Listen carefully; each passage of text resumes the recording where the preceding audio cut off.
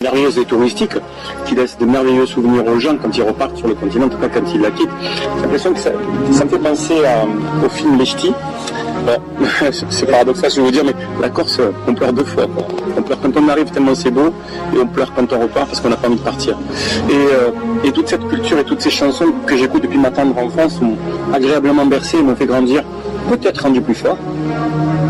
Et j'avais envie de perdurer, j'avais envie de tendre la main à cette île de beauté que je connais par cœur parce que ma mère y est née.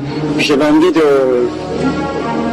me dire une folie, quoi, de me dire je vais demander à des artistes insulaires, des groupes et des artistes s'ils ont envie de chanter avec des artistes du continent. Et puis j'ai fait la même chose dans l'autre sens et je me suis aperçu d'un truc super étonnant, c'est qu'à chaque fois que je parlais à quelqu'un, que ce soit à Cabrel à l'époque ou à Morane qu'elle représentait, ou à Jennifer Benabar, bref, sur le premier, tout le monde me disait oui.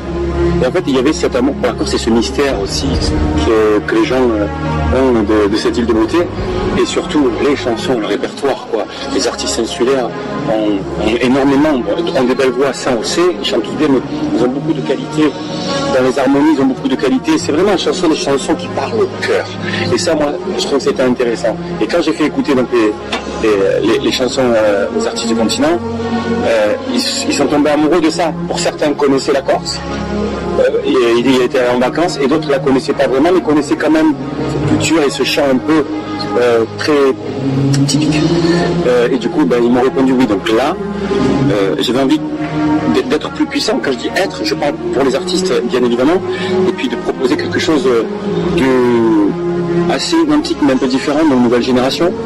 Je suis allé chercher la nouvelle génération, qui garde évidemment l'ancienne génération parce que c'est important, c'est la transmission.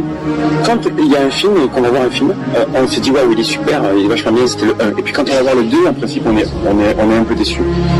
Là ce que je peux vous dire c'est que vous allez surtout pas être déçu du tout. C'est pour ça que j'ai mis 6 ans.